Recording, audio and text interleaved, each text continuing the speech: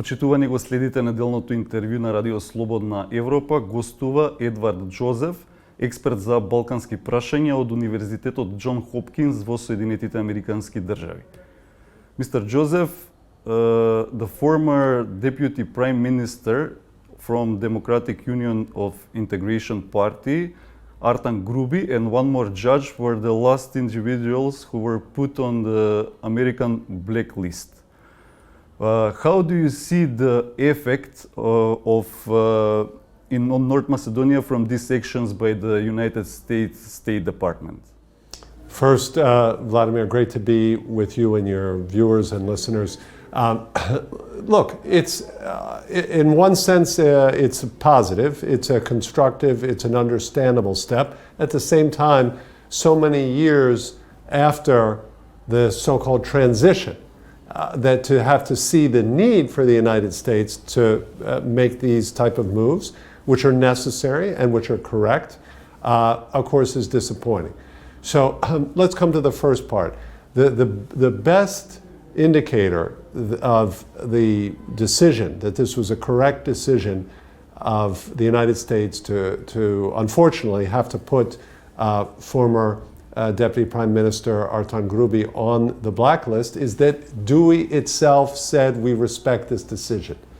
So the fact that Dewey said this and emphasized the importance of the relationship with the United States, that this is a positive step. Yes, these were the actions by the United States, but how do you see the fight against corruption now in the country?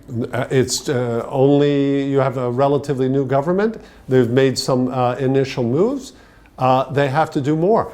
I want to say here, and I also noticed the reaction of Prime Minister Mickoski to the, that he also reacted and supported the move by the United States. But again, we see the emphasis, and we heard the remark of Ambassador Aguilar saying, hey, this evidence is available to you all. This isn't special evidence that only we in the United States have. So the answer to your question is, for Prime Minister Mickoski, is we have to see that the government moves, that the prosecutors move, and that the justice, the court system and judges move against corruption. And I'm going to use my hands here again, across the political spectrum, across the ethno-national spectrum. So it's not just selective.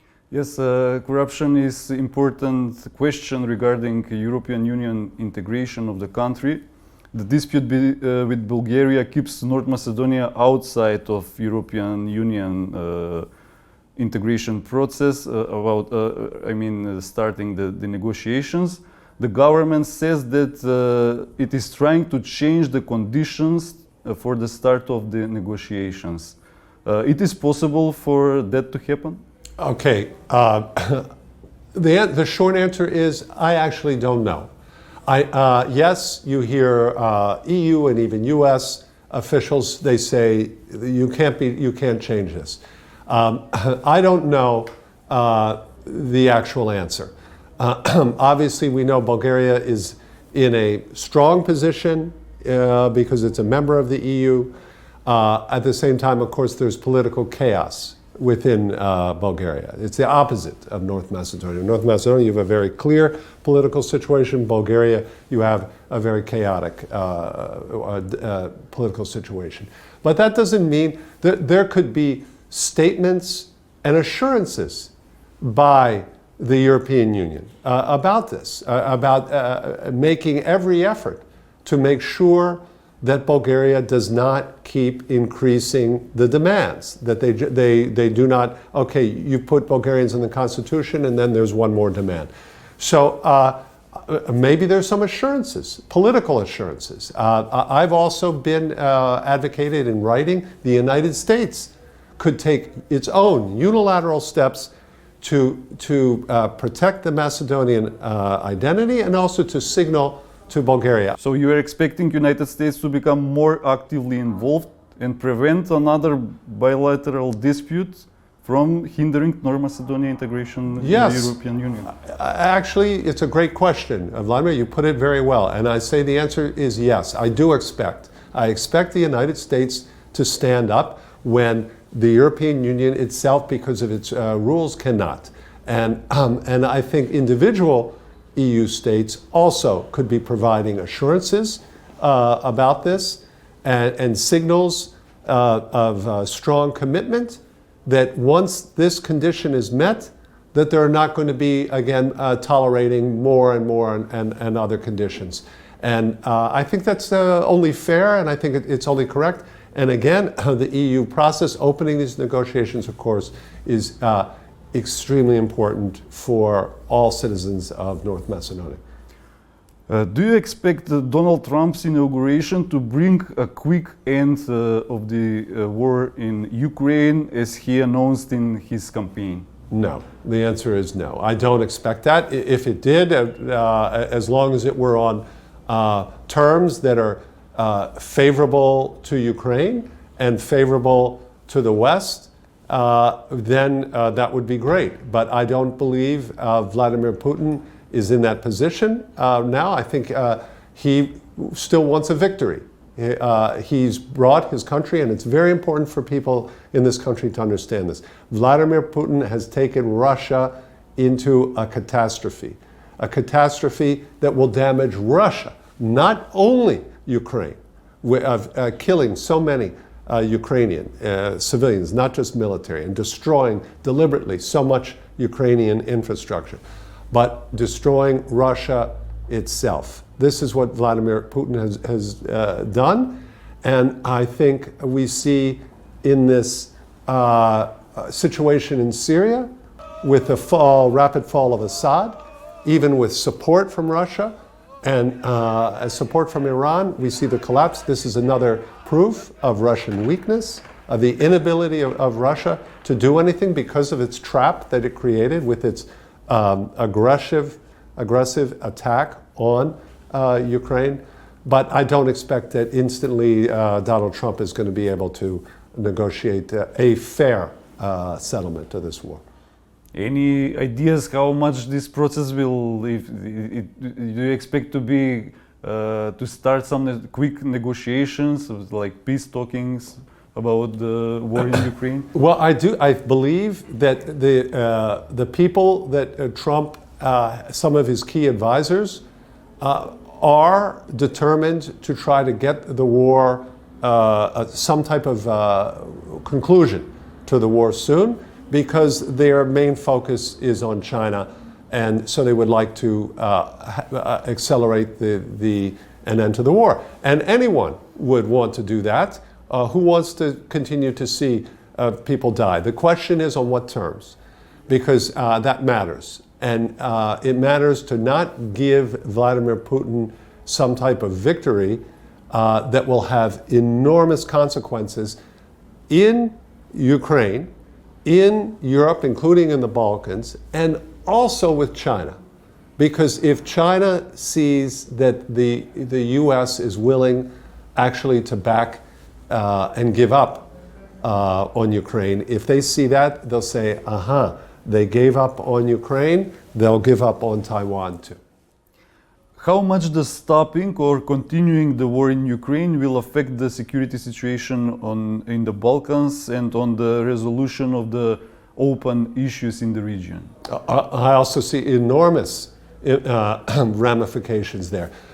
We cannot have in this region that is still, you see, inconclusive. There's still tensions. You see in Kosovo and Serbia, a recent terrorist attack as declared by Kaja Kallas, the new EU basically foreign minister. The US also saying this is a criminal, horrible attack in Kosovo, trying to blow up the water system, affecting water and electricity for all of Kosovo. These type of threats, we see that there are actors in the region that all they want is some signal like that Russia is somehow restored and that the US and EU gave in, to also have a similar type of agenda here in the region of taking territory, dividing by borders, forcing people to have to move and changing this, subverting the sovereignty of countries, not just of Kosovo, but also Montenegro, Bosnia-Herzegovina. So it would be very dangerous to just have some type of capitulation to Putin. You said in one of your statements that the crisis between Kosovo and Serbia benefits the leaders in both sides. Do you see similar situation now in North Macedonia as politicians from Macedonian and Albanian blocs are increasingly talking about destabilization?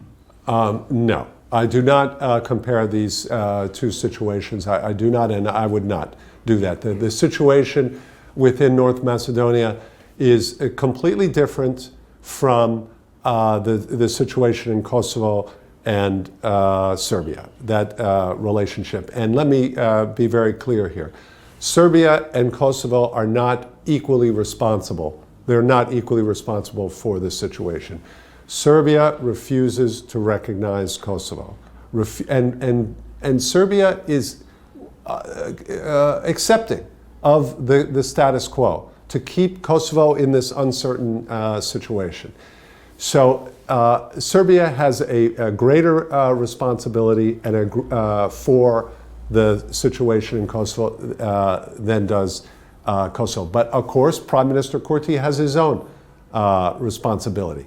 And so he also has to demonstrate that Kosovo Serbs are in fact full citizens of Kosovo and that the government in Pristina respects them and addresses them as full citizens of the country.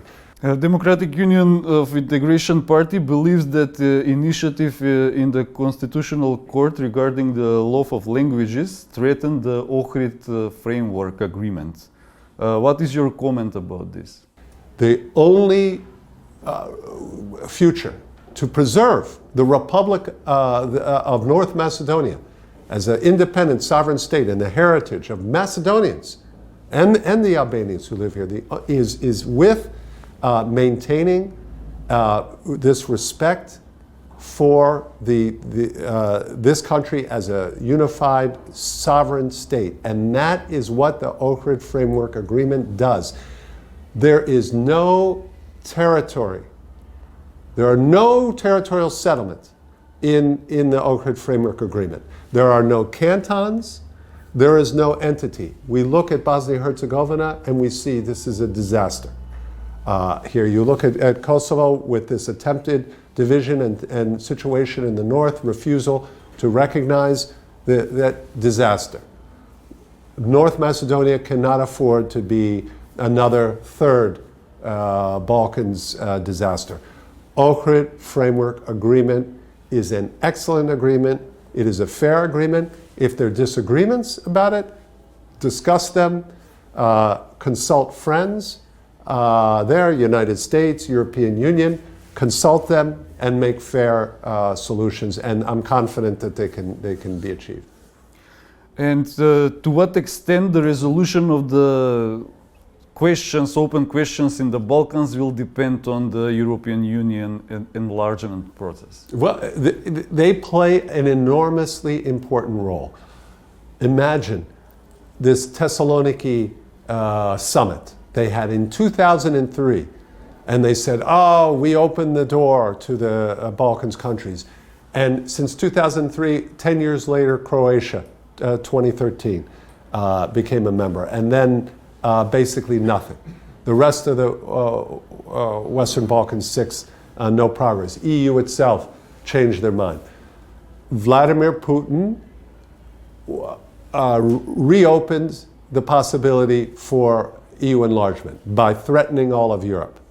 Finally, the European Union woke up and said, oh, we actually have to treat the Balkans seriously and create a realistic opportunity to join. And they have that. Montenegro, for sure, has this opportunity. And if their internal and external political situation is resolved has a path. North Macedonia could have that path. Obviously, you have this constitutional blockage from Bulgaria. But it's essential. Look at Croatia. Look at the position that Croatia is in. This is not a perfect country, not even many long-standing EU members. None of them are perfect. But compare Croatia situation with neighbors, with Bosnia-Herzegovina, with Serbia. There's absolutely no comparison. On any facet there, you can have no comparison. So the advantages are clear to joining European Union, and this obstacle with Bulgaria, I think the government working with the United States and key European Union capitals can overcome this. Mr. Џозеф, thank you very much for the interview. You're welcome. Почитувани го следавте неделното интервју на Радио Слободна Европа. До гледање.